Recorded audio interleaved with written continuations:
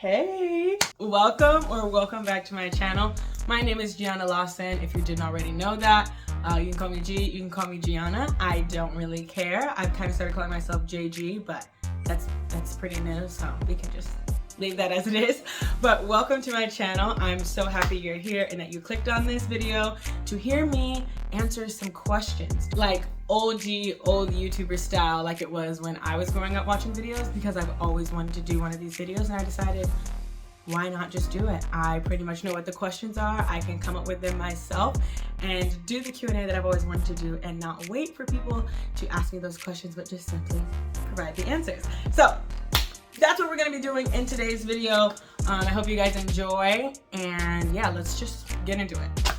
Okay, some of these questions have already been answered in previous videos, or like in not so recent previous videos, but I'm still gonna answer them because it's like the first general Q&A. The first question is, what is my name? My name is Gianna Lawson. If we're being proper, my full name is Gianna Renee Lawson with an accent on the last E. Okay. When is my birthday? My birthday is July 16th, so it's coming up here soon. I'm a summer baby. I mean, I guess it's April, but I'm getting excited about my birthday because school's almost out. So when school's out, it's time for my birthday. And I'm so excited. Yeah, my birthday, July 16th, 2002. So I'm 21, if you didn't know that. I'll be 22 this July. This question makes me... Okay. Let me just ask the question first. What is my romantic relationship status? Okay. I'm not going to answer this question. I don't have plans to ever answer this question on the internet unless we decide to announce our engagement or our marriage. I'm not saying that I'm engaged or married right now. My point is, I'm not gonna answer this question on the internet. So just know, if you ask me that, like in future videos where I do a Q&A and it's more fan-based generated questions, I do not plan to answer that question unless I am engaged or married. So, okay, the next question that I have on my list is, why be a Christian / why God? I think the primary reason that I became a Christian when I did was because I grew up in the church. Like, if you want just a very simple answer, I grew up in the church. But if you were to ask me now and I were to give you a reason, my answer would be, I don't know, nor do I want to know any other life than life with God. Because as I've grown up and matured and developed a relationship with Him, I have realized just how true the words in the Bible are about what He says about this life, what He says about you and me as people, and what we should do and how we should live. Like, I've seen it play out, and so my answer would be, I don't know, nor do I want to know life without God. The next question is, describe your college situation. Okay, so if you don't know, I have transferred now twice. I got recruited and originally went to the University of Portland, where I spent the summer of 2020 into the winter of 2021. And in the winter of 2021, I transferred out to San Jose State, where I spent 2022 and all of 2023. And now I am at LMU. I transferred out in 2023 and got here in 2024. And this is where I will finish my collegiate endeavors as far as I can see. So yeah, that is the layout. I started in Portland, Oregon, then I went to San Jose, California, and now I am in Los Angeles, California. Another college related question I have is, what is my major / what am I doing at LMU / what did I major in at San Jose State, blah blah blah. Okay, I'll break it down like I just did from where I started to where I am right now. When I went to the University of Portland, I came in declared biology. I stayed biology till I transferred out at San Jose State, where I went in declared molecular biology, and then found out that I didn't actually like biology, which I knew deep down all along, honestly. I just thought I had to do it to prove that I was smart. It's a whole nother thing.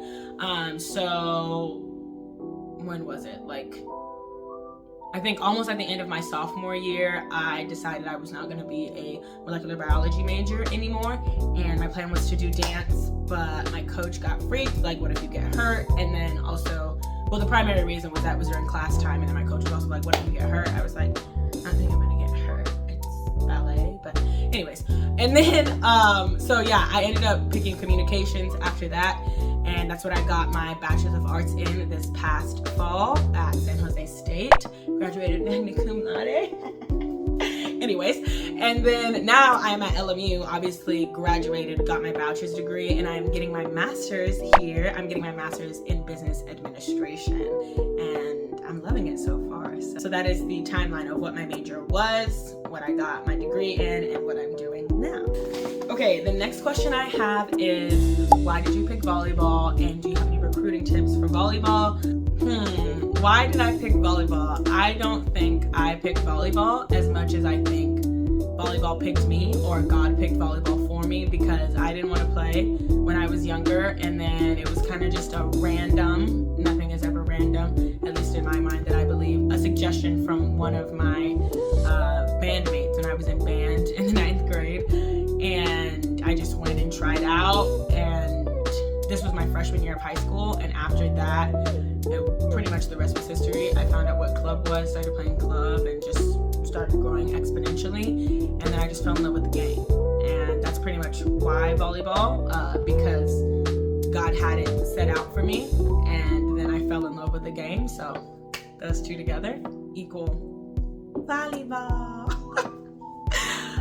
Do I have any recruiting tips? I don't know. That's a good question. My recruiting process was a little bit different just because I got recruited during COVID, and I also committed like really late. But if I had any recruiting tips, I don't know. Okay, I came up with 3 tips to give you guys if you're going to get recruited for playing volleyball. Editing G here, and I just wanted to make a note. I talked about getting recruited late.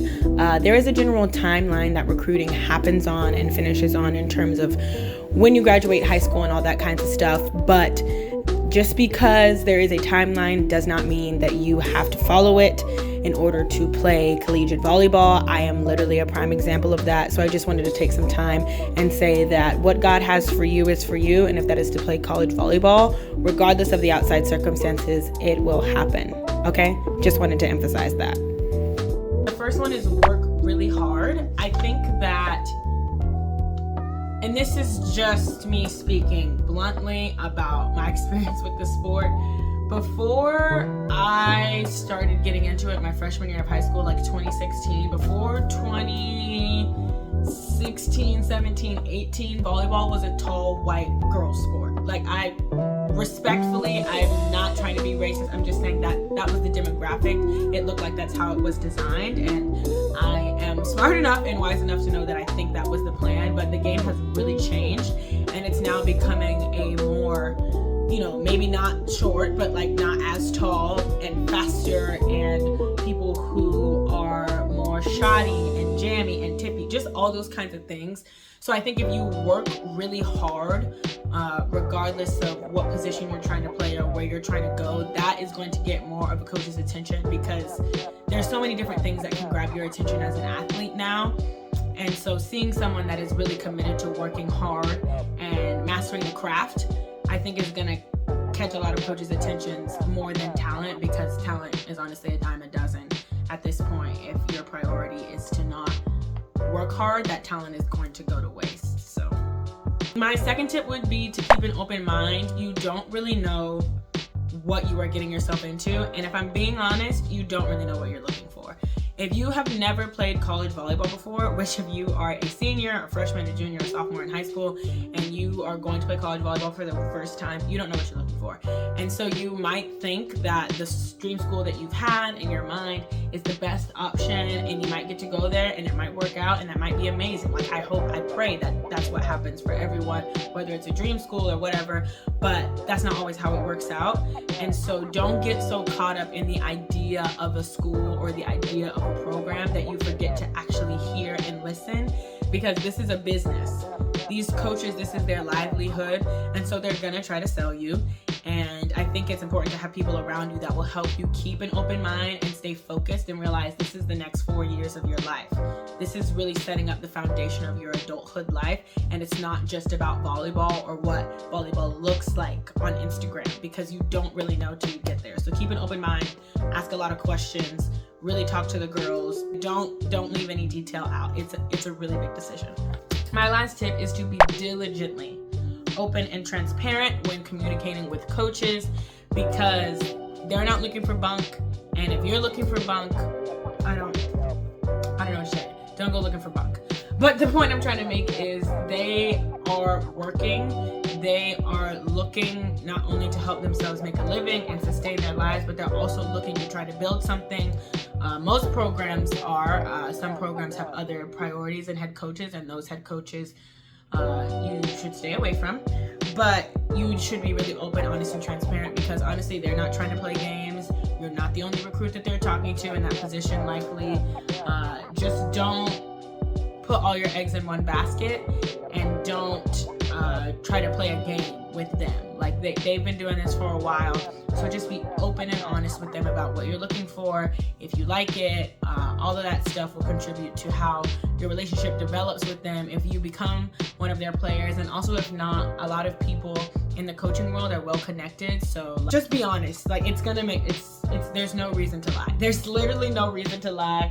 You guys are both looking for the same thing, and if it's not the right fit for you, it's not the right fit for you, it's not the right fit for them, it's not the right fit for them, you will be able to find something else if you are open, honest, and transparent. If you're not, you are killing your chances of being recruited. Okay, I put my hair up, but yeah, those are my recruiting tips / my answers to volleyball questions. The next question is, what is my favorite color? My favorite color is purple. There's also an argument that another one of my favorite colors is like sage green. I'm looking for something that's sage green around. I really love that color, and I also really like pink sometimes, but I'll say purple for the purposes of this video. Okay, the next question I'm gonna answer is if I want to play professional volleyball. Have I considered it after college? Yes, I have considered it. I do believe that I want to do it.